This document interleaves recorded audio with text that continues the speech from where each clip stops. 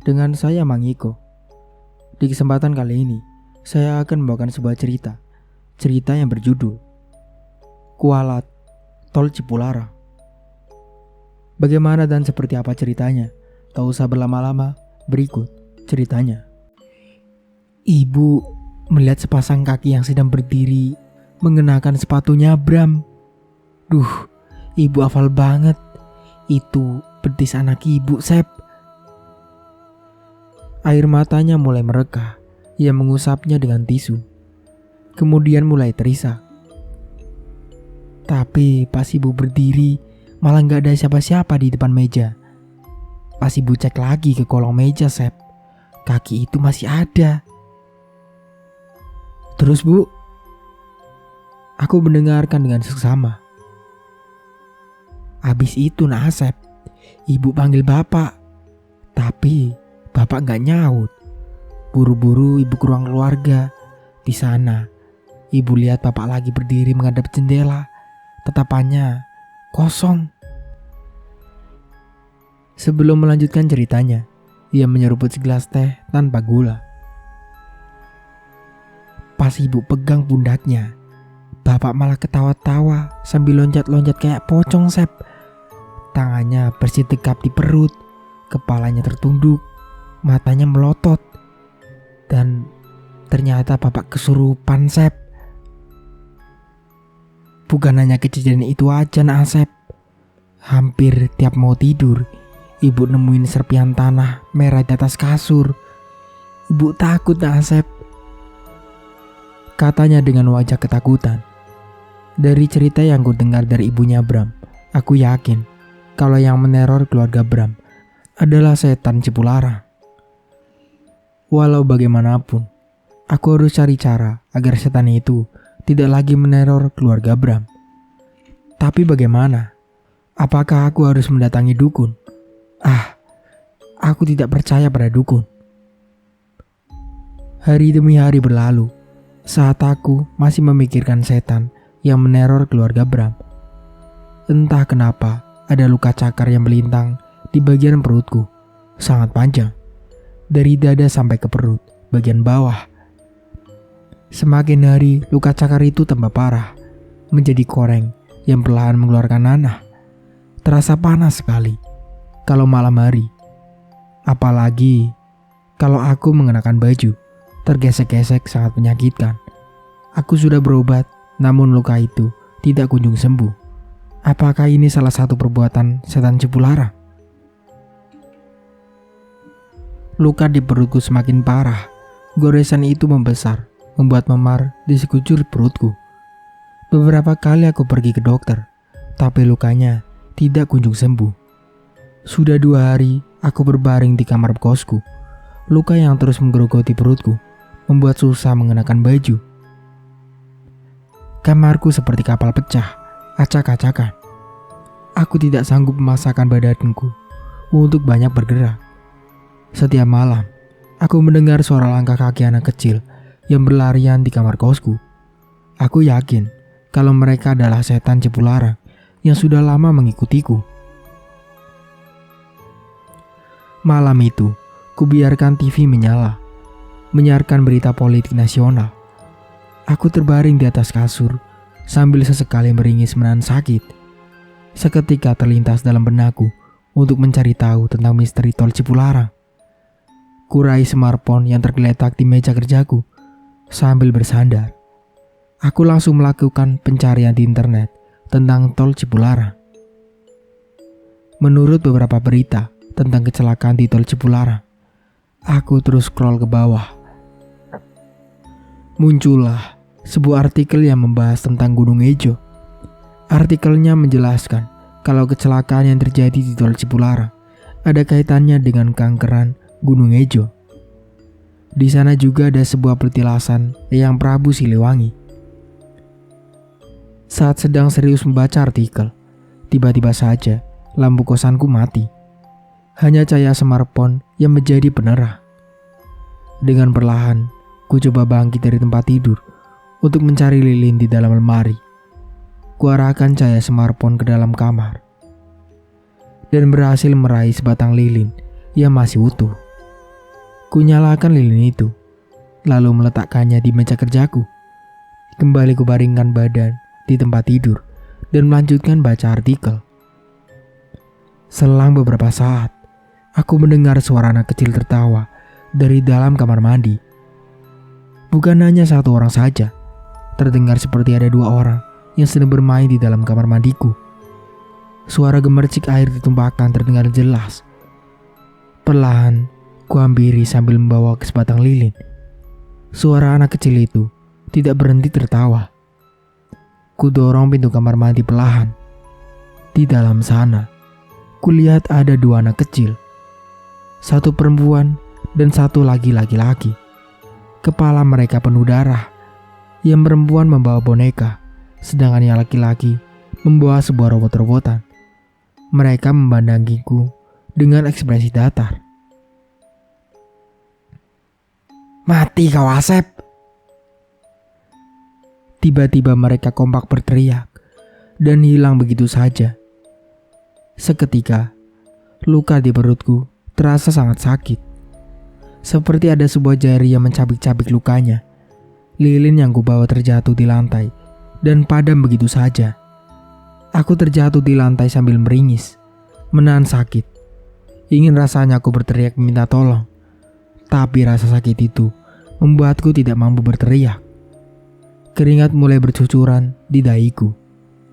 Aku terlentang di lantai sambil meringis kesakitan. Saat itu, kulihat kedua anak kecil tadi berdiri di sampingku sambil tertawa melihatku. "Siapa kalian?" ujarku sambil menahan sakit. Mereka tidak menjawab dan terus memandangiku sambil tertawa cekikikan. Rasa sakit di perutku semakin parah hingga membuatku susah bernafas. Mataku terpejam menahan sakit yang tidak pernah kurasakan sebelumnya. Tiba-tiba, tubuhku merasa seperti masuk ke dalam sebuah lubang hitam besar yang berputar-putar. Entah dalam keadaan sadar atau tidak, aku melihat sebuah mobil sedan sedang melaju di jalan tol Cipularang. Di dalam mobil itu, ada dua anak kecil yang sering mengantuiku akhir-akhir ini. Di bagian kemudi, ada seseorang lelaki yang sudah beruban mengendarai mobil dan perempuan berjilbab biru yang sibuk dengan smartphone-nya. "Ayah, aku mau minum," pinta anak perempuan dari kursi belakang. "Mama, tadi minum kita ditaruh di mana?" tanya lelaki itu sambil terus mengemudikan mobilnya. "Tadi Mama simpan di sini." Ia meraba-raba jok sebelah kanan. Tidak sengaja, botol air minum itu tersenggol, jatuh ke bawah dan menggelinding menghalangi pijakan rem. Mobil bus yang ada di depannya berhenti mendadak. Entah kenapa, mobil yang ia kendarai menabrak bus itu karena remnya terganjal botol air minum. Aku melihat kedua anaknya mati, sedangkan pasangan suami istri itu masih bisa selamat. Badanku kembali seperti ditarik oleh pusaran cahaya. Aku melihat Gunung Ejo, tepat di tempat petilasan. Ada 3 orang lelaki yang sedang bersemedi. Mereka duduk sila, menghadap makam keramat. Aku melihat mereka sangat khusyuk, bersemedi di sana. Mereka dikelilingi makhluk aneh. Ada kodok besar yang berkepala manusia, harimau putih yang memancarkan cahaya, dan manusia-manusia yang berlumuran darah. Dan di sana, aku melihat John. Ia mendekat ke arahku dengan wajah cemas. "Gua minta maaf ya, Sep," katanya sambil menyentuh pundakku. Aku tidak menjawab, malah memerhatikan wajahnya yang sangat pucat. "Lo masih hidup, John?" tanyaku heran. "Iya, tapi dunia gua udah beda. Gua tinggal di alam jin di Gunung Ejo," jawabnya. "Ini semua salah gua, Sep. tambahnya sambil terisak. Apa yang harus gue lakuin untuk menebus kesalahan ini, John? Lu masih bisa selamat, Sep. Bersihin bekas kencing gue di pinggir jalan tol Cipularang, ujar John. Seketika dia menghilang. Aku terbangun. Jantungku berdetak kencang. Keringat bercucuran sekujur tubuhku. Luka di perutku masih terasa sakit. Perlahan aku bangkit sambil terus meringis. Aku berjalan menuju tempat tidur dengan sangat hati-hati karena seluruh ruangan masih gelap. Listrik belum juga menyala. Sejenak aku bergeming dan mengingat-ingat percakapanku dengan John. Oh iya, bekas kencing John. Aku harus kembali ke tol Cipularang dan membersihkan bekas kencingnya. Semoga aku masih bisa selamat. Keesokan paginya, ku balut luka cakar di perutku dengan perban. Aku harus segera pergi ke tol Cipularang dan membersihkan bekas kencing John. Di layar smartphone, ku cari nomor telepon perusahaan sewa mobil.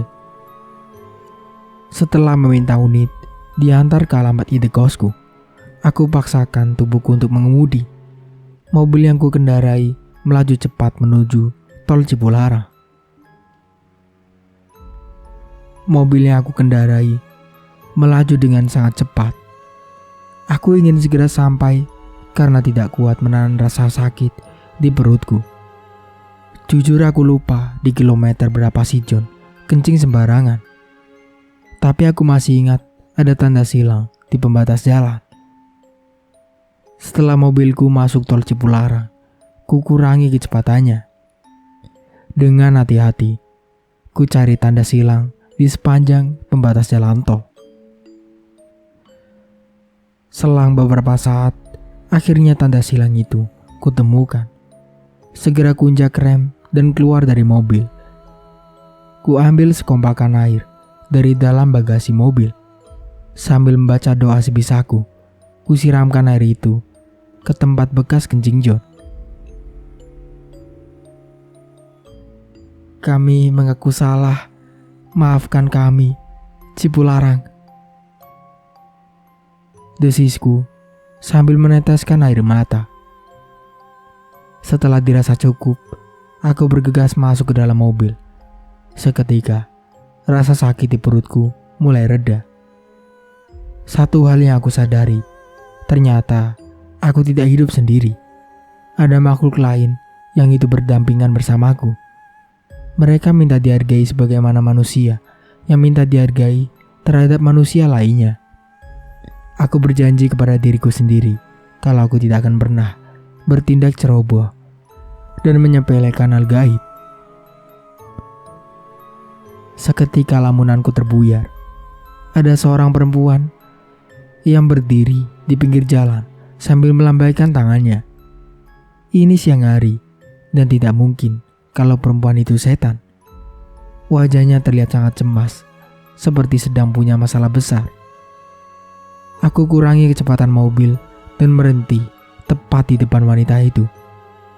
Rambutnya pendek, mengenakan topi bundar, sepatu berwarna biru, kaos oblong warna biru, dan celana jeans.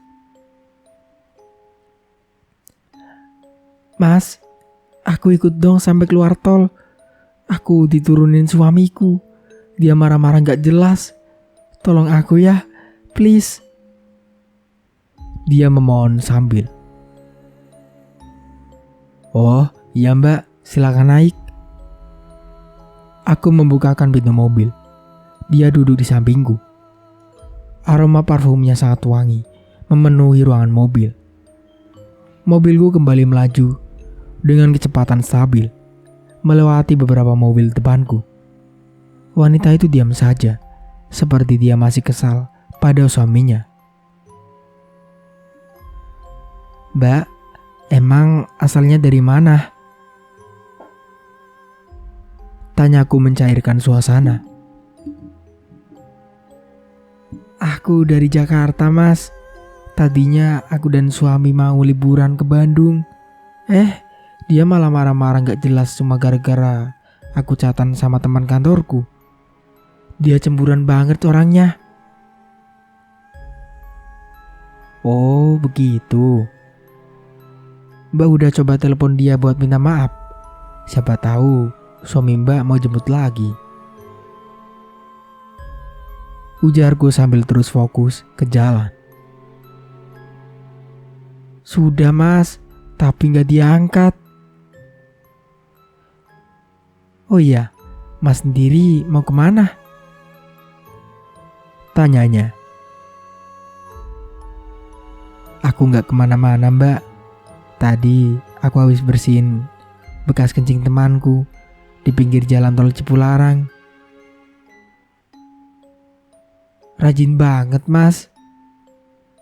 Iya, teman saya sudah meninggal mbak. Kami mengalami kejadian aneh di teror setan. Mungkin gara-gara teman saya kencing sembarangan. Wah, masa sih mas? Serem juga ya, katanya. Iya mbak, harus hati-hati, jangan mengotori sembarangan. Dari kejauhan, aku melihat sebuah mobil sedan terbalik di pinggiran jalan. Wanita di sampingku terkejut melihat kejadian itu. Mas, astaga, itu mobil suami saya. Aku mempercepat laju mobil dan mendekat ke mobil yang sedang terbalik itu. Segera wanita di sampingku turun dari mobil sambil menangis. Polisi berdatangan memasang polisi lain. Terdengar suara sirine ambulan mendekat. Seorang lelaki dikeluarkan dari dalam mobil. Ada bercak darah di keningnya. Tubuhnya lunglai. Aku tidak tahu apakah dia masih hidup atau tidak. Setelah menyaksikannya beberapa menit, aku disuruh melanjutkan perjalanan oleh salah seorang polisi karena dikhawatirkan terjadi kemacetan. Segera aku nyalakan kembali mesin mobilku dan melaju perlahan meninggal lokasi kecelakaan. Begitulah akhir ceritanya. Semoga dari cerita ini kita bisa ambil hikmahnya. Saya Mang Iko pamit undur diri. Kurang lebihnya mohon maaf. Wassalamualaikum warahmatullahi wabarakatuh.